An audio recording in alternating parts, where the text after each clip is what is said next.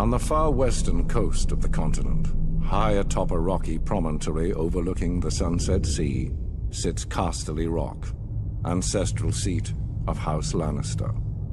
Below it lies Lannisport, one of the great cities of Westeros, a center for trade, culture, and the great Lannister fleet.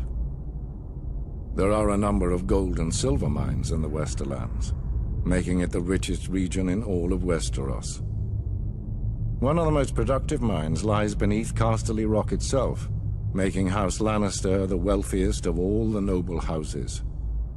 This allows House Lannister to finance many endeavors of other noble houses.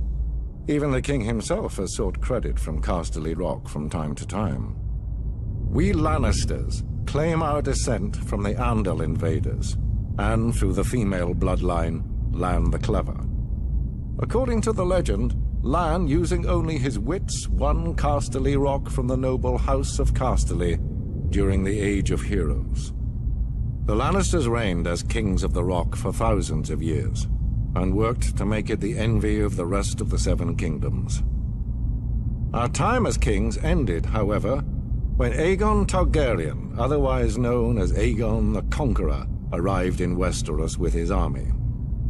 The last king of the Rock, King Loren Lannister, joined forces with King Mern Gardener, the king of the Reach. Together, with 60,000 men, they met the Targaryen host in open battle. History tells us that Aegon unleashed all 3 of his dragons, slaughtering 4,000 men at what came to be known as the Field of Fire. King Mern himself was burned alive that day, and House Gardener turned to ash with him. Seeing both the threat and opportunity the Targaryens represented, Loren wisely surrendered and aided Aegon in his further conquest of Westeros. The Lannisters were thus appointed Lords Paramount of the Westerlands and Wardens of the West, titles we hold to this day. Let us be clear, though. It is neither luck nor royal favor that makes our house prosperous. There have been times in our history where some have thought us weak, lazy, or opulent. My father, Titus Lannister, nearly bankrupted our house with his poor investments, and allowed himself to be mocked openly at court. When our vassal, the Rains of Castamere, dared to rise up against the Lannisters, they learned how dangerous it can be to taunt a lion. I, Tywin Lannister, led the assault on Castamere to put down this rebellion. I made an example of them, to anyone who doubts our might. They even made a quaint song about the fates of the Rains of Castamere.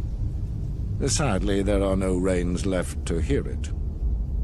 Today, the Golden Lion of Lannister is rightly admired and feared throughout the Seven Kingdoms.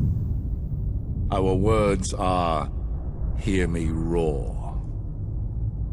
But there are other words that should be remembered when crossing a lion of Casterly Rock. A Lannister always pays his debts.